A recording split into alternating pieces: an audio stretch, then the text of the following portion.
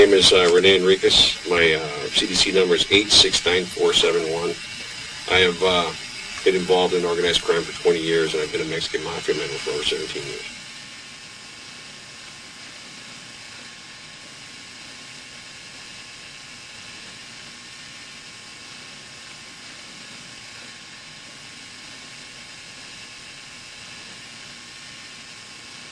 The structure of the Mexican Mafia is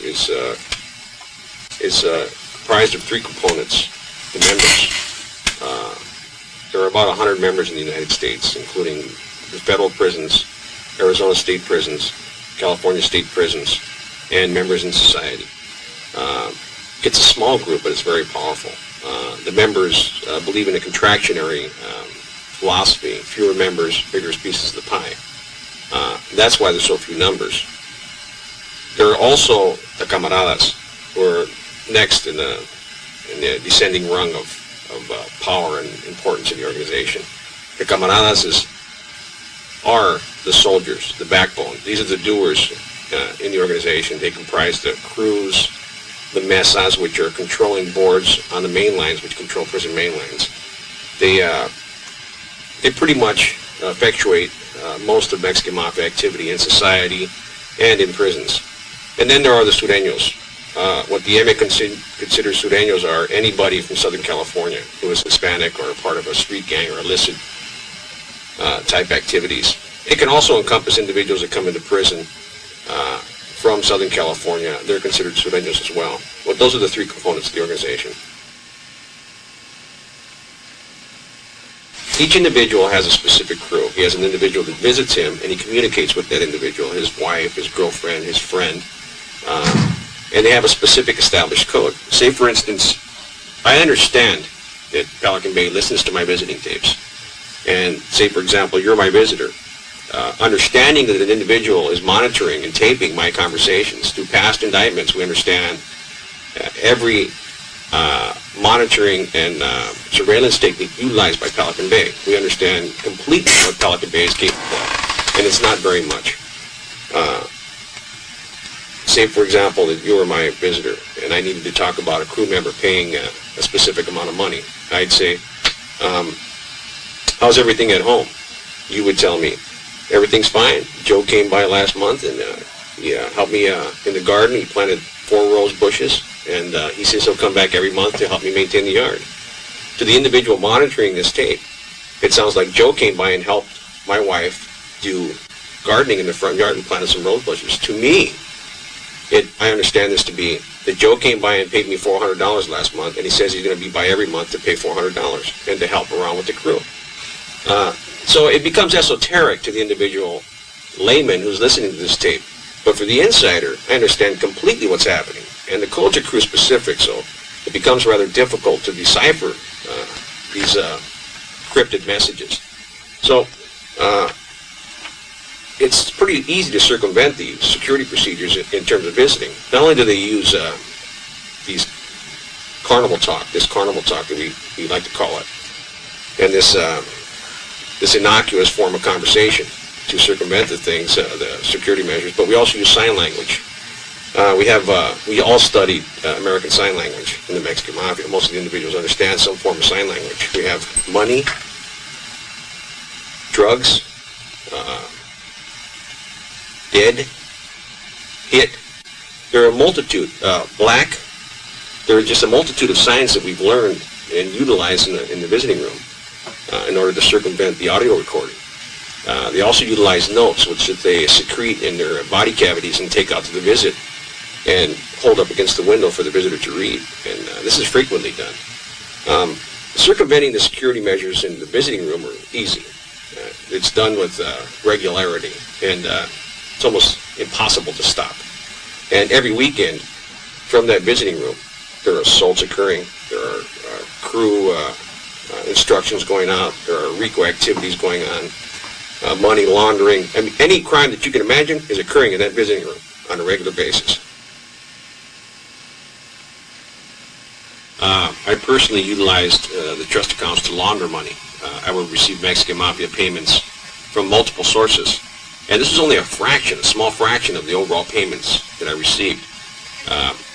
I I know multiple individuals in California state prisons, federal prisons, that utilize these trust accounts to launder money. They receive money from a variety of sources, and once it's on their books, they fill out a form called a trust withdrawal application, and they're entitled to release money to any individual they wish. We do this on a frequent basis. I was allowed to utilize the trust account system to buy U.S. savings bond, double E savings bonds, thousands of dollars worth of bonds. I was allowed to establish a bank account and earn interest on the account in the Bank of America in Crescent City from Pelican Bay.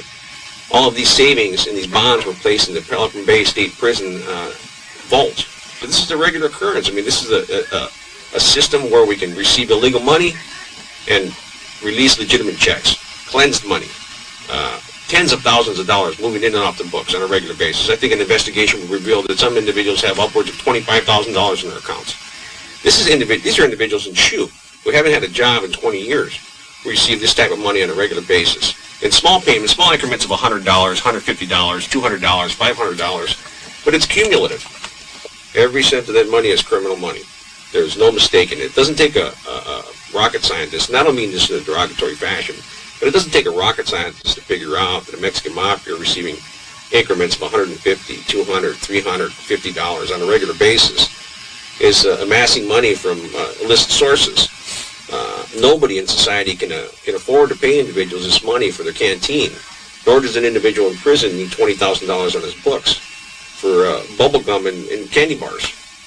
It's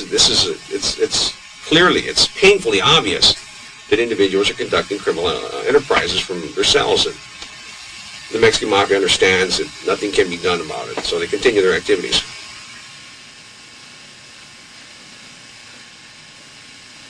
There's also trips OTC, we call it OTC, out to court. This is where an individual in a specific county subpoenas multiple Mexican Mafia members or singular Mexican Mafia members down to court.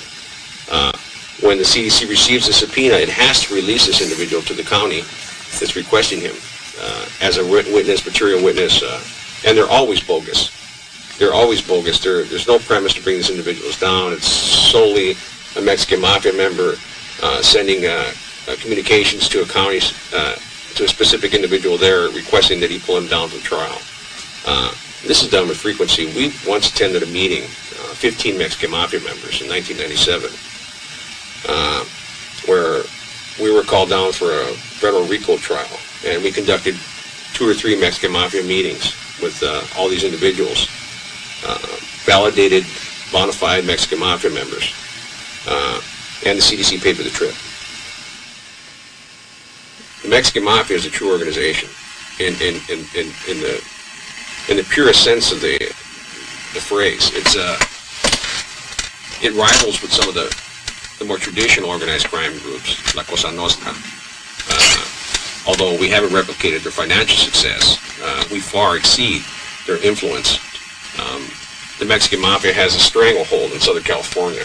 It's expanded to Arizona. It has members in New York. It has members in Florida. It has members in Hawaii. It has a member in Connecticut.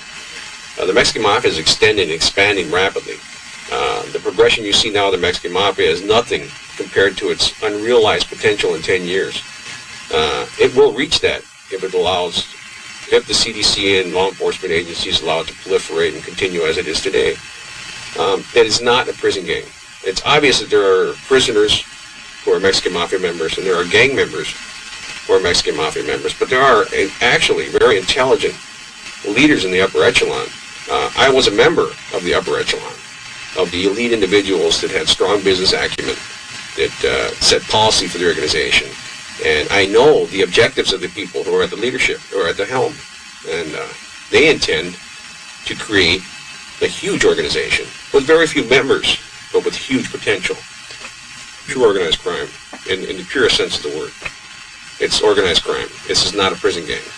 This is not a bunch of individuals sitting around wearing headbands and khakis, a bunch of cholos